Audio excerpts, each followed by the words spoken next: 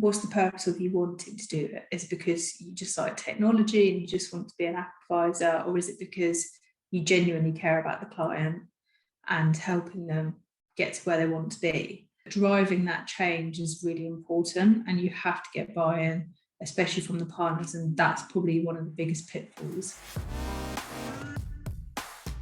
The role of the cloud champion is critical in getting digital transformation right in accountancy firms, but the question is, what makes a great cloud champion? Recently, I caught up with Emily Deakin, who is the cloud account specialist at Moore Feakins, and went through some of the things that she's picked up over her time in that role that will be really helpful to others looking at that same thing. So we talked about how do we win buy-in internally and externally, how we sell the benefits of what we're doing to clients without seeming sleazy and salesy, how we make sure that our teams are trained, and lots of other tips and things that I think you will find really, really useful. We also touch on what you could look at doing if you're thinking of becoming a cloud champion, or if you're a practice manager or leader, what to do and what to look for if you're thinking of hiring someone in to do that role. I think you're going to find it really useful. Let's get on with the video. Emily, thanks so much for joining us. How are you doing? Yeah, good, thank you. How are you? I'm good. I'm really good. Thank you very much. So to kick things off, could you tell us a little bit about your role and your background? I've got experience in hospitality, front of house. I was a hostie on a sailing season. I've worked in a ski resort before. So a lot of it was client facing. And I've got a lot of background in accounts. So anything you can think of within the accounting industry, I've done. And it's got to the stage now where actually I realise that I prefer building relationships and having that client liaison. So more of a business development role, which is why my role is now split into three, which is advisory, business development, and onboarding new clients, which I love because that's basically my gig. And love meeting people. And so what you were doing previously, did that evolve into that role, or was that a role that you thought, actually, that's great, I'll go and apply for that? It was weird actually how it came about. So I was actually brought in as a management accountant to do the background of all of the accounts work, which is obviously the day-to-day bookkeeping, management accounts that build up into the year-end accounts, if you like.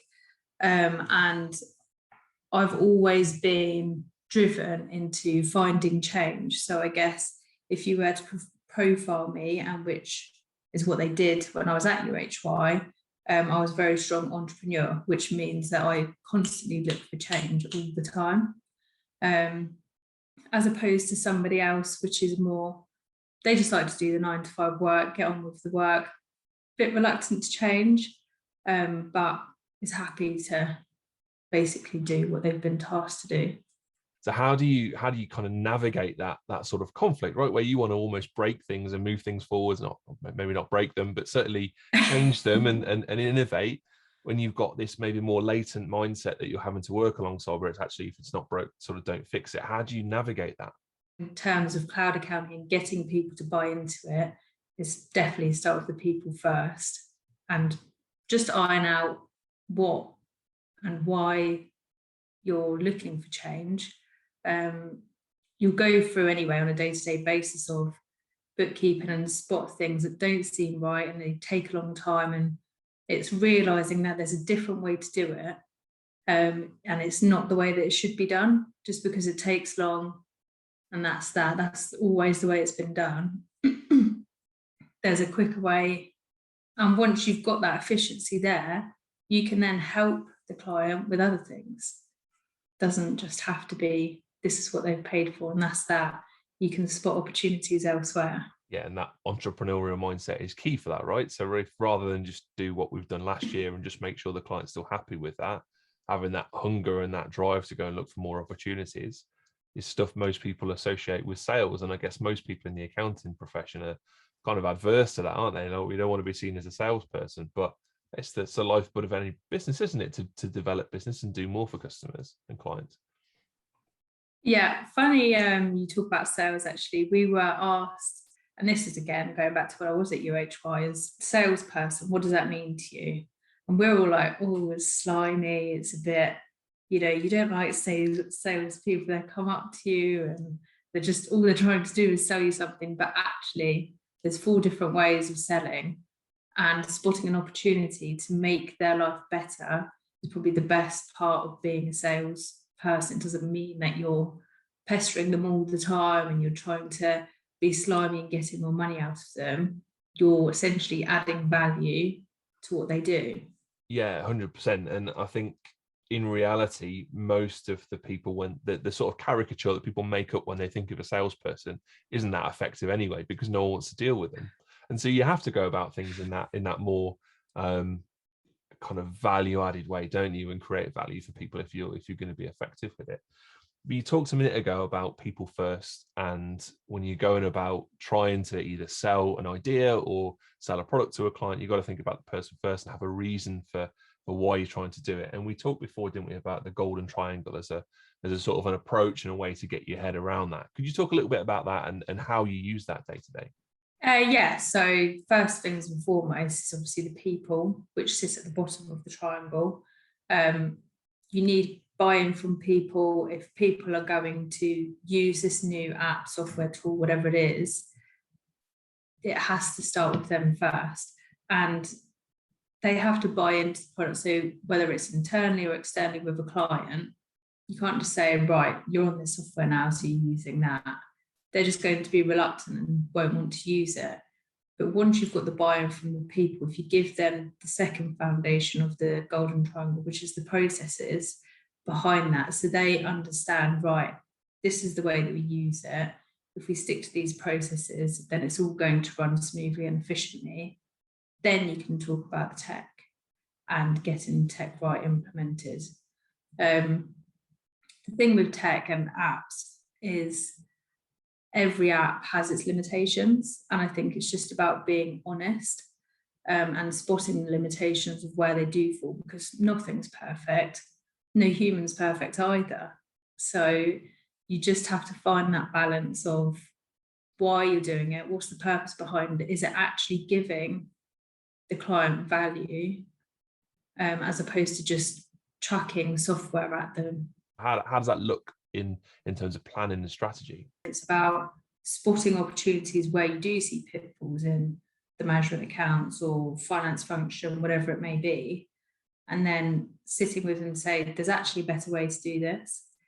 Then once you've got the people bought into that and talking to them about the risks and the actions required to alleviate the risk, if there is a risk, giving them a couple of options they can choose then.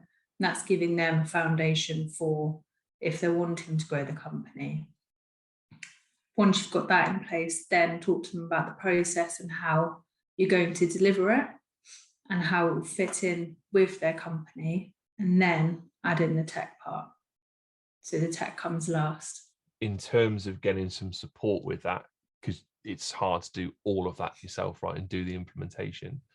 You've got some tools that we talked about before that you help your colleagues to get kind of experience on the apps and things like that, and help to start to find the opportunities. Because the risk is if you just look at a surface level of these things, it's like, okay, is it desktop or cloud? Great, tick the box, happy, move on. Clearly, we need people to drill into that a little bit more and spend some time on it. So what sort of things have you gone through with your teams, or have you heard other people have been through with their teams to get colleagues bought in and looking at this in more detail?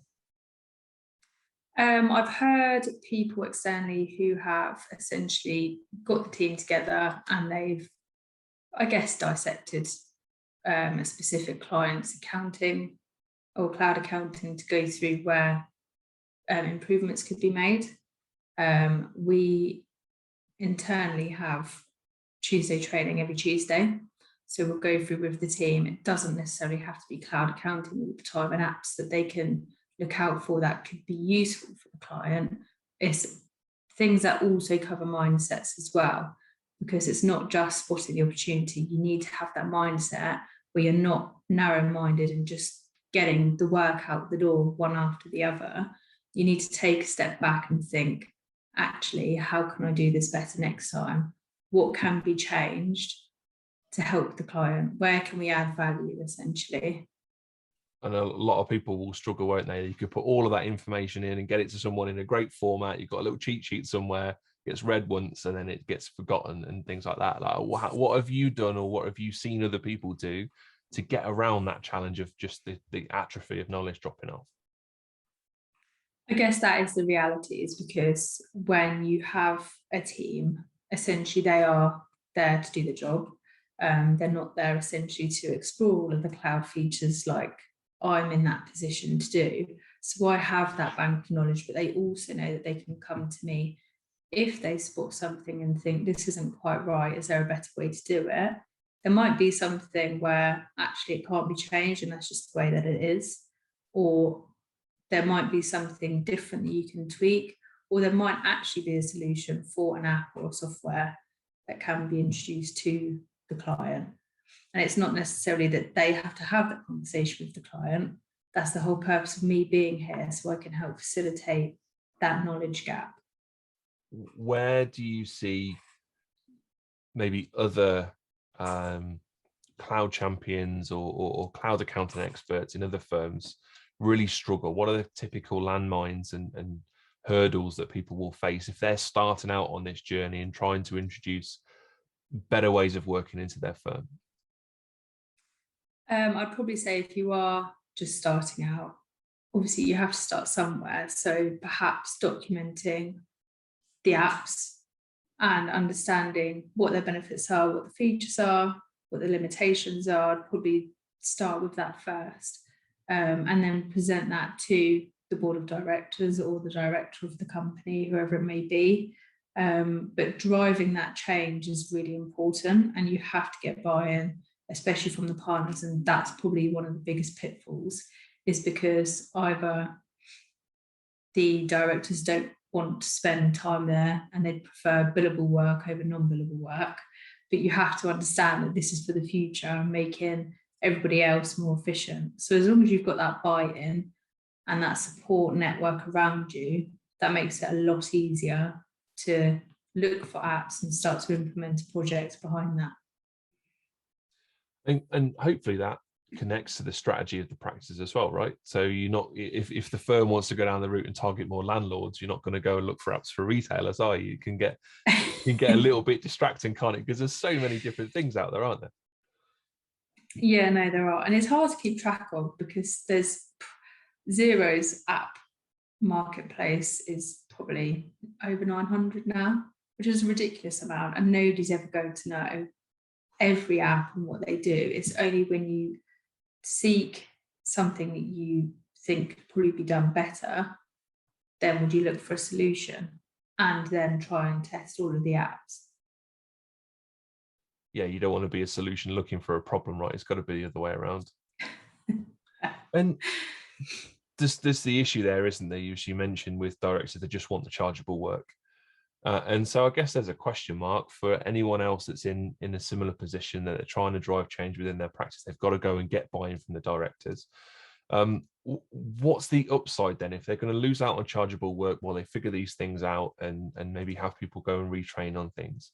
What's the upside? What are the opportunities that a director could look forward to, or a director or a partner could look forward to, if they actually do get on board and support someone like you that's trying to drive these things?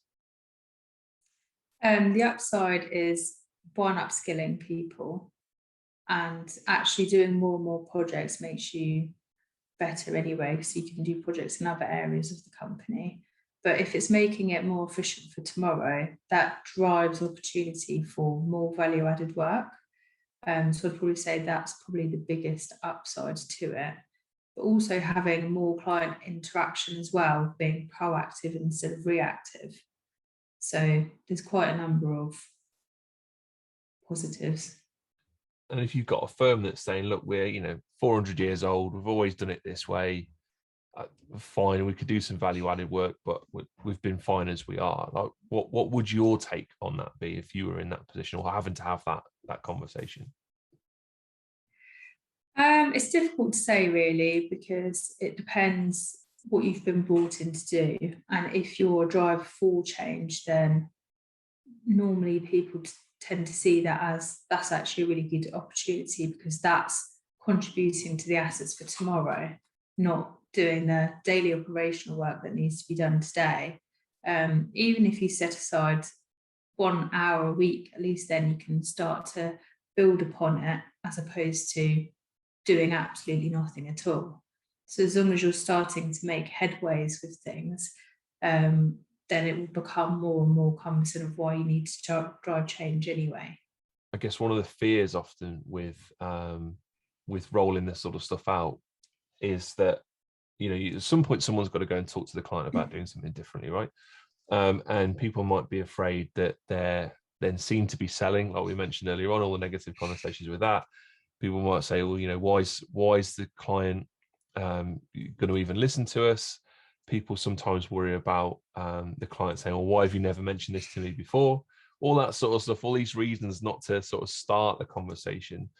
But in your experience, when you've gone and started speaking to clients about these things and the interests and extra things that you could do, have you found that to be the case, that you've had that pushback, or have clients generally been receptive and sort of open to talking to you about it?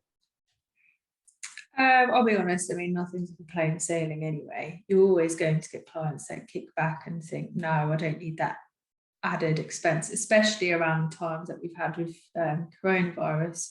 Nobody needs an additional expense.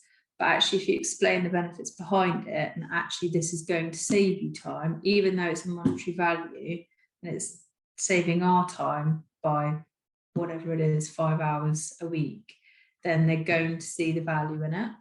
So I think it's just understanding the purpose and why you're looking to drive the change, and two, what they're actually getting out of it. I think there's also benefit in just asking, right? Even if they don't take it, it demonstrates that you're thinking about them, that you're being proactive, that you're trying to come up with stuff, and they could always come back and take it in the future. But just the fact that you're having the conversation, I think, separates you from a lot of other firms anyway, doesn't it? Yeah, no, definitely. I completely agree with that. So if there was someone that's either in a firm at the minute doing management accounts, or they are looking for a role as a cloud champion, they kind of want to go and start looking at that, what would one piece of advice be that you give to them to help them be successful in that role? Do it? Is it because you just like technology and you just want to be an app advisor, or is it because you genuinely care about the client and helping them get to where they want to be? I think that you have to be a key driver. So you have to have that mentality and mindset to want to drive change. You have to be honest, because if there are limitations, then just speak truth, because the client's going to find out sooner or later, or the team member's going to find out sooner or later. And actually working as a collaborative with your team, or even with the client, that will give you a lot more value as well. But yeah, probably start with the purpose of it and why you'd want to be in that role. And it may well be the same answer to the next question, but what I'm interested in is if there are practice leaders watching that are saying, look, we need to do more with cloud, we need to do more with this. We could probably do with an Emily. If we could clone you, we'd kind of grab a copy of you.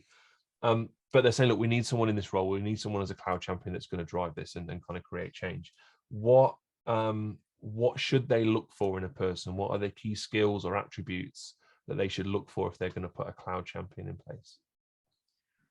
I would actually recommend that more and more firms do profile people, because if somebody comes out as more of like a manager role, then they're not really looking for change. They're not necessarily like change. That's not where their natural fit is. But if they're an entrepreneur and typically are always constantly looking for new ideas and change, and why do we do it like this, you're going to get a lot more response in a good light to have that driver, essentially. Is there anything else that you think it's worthwhile covering that we haven't touched on, or for anyone that's a cloud champion or trying to do better in their firms that you'd want to share with them? I'd say if that's really what you want to do, then definitely look into it. Don't just think it's going to come to you on a plate, because it doesn't. You have to drive and make it known that that's what you want to do. But when you start looking at what you're doing currently and trying to think, is there a better way to do this, then you'll know whether it's for you. Yeah, absolutely. It can be a bit of a grind, can't it, at times? Because, like we said right at the beginning, you've got that inherent conflict going on, right, between people wanting to keep things the same and people wanting to change things. So there's definitely hurdles to negotiate there. Yeah. Emily, if people want to get in touch or kind of find out more about what you're doing or ask any follow-up questions, what's the best way for them to get in touch with you? Probably my LinkedIn, actually, so you can find me at Emily Deakin. Amazing. Emily, thank you so much for your time. It's been really, really valuable to hear about your experience on this sort of stuff, and hopefully we'll get to chat again. Yeah, cool. Thanks, Lee. Awesome. Cheers. Once again, thanks so much, Emily, for your time and the benefit of your expertise there. I hope you found that useful. If you have, please consider leaving a like on the video or subscribing to the channel for more content like this in the future, or checking out one of the other videos on screen here just now. If you have any questions, drop them in the comments section and I'll do my best to get back to you as quickly as possible. Cheers.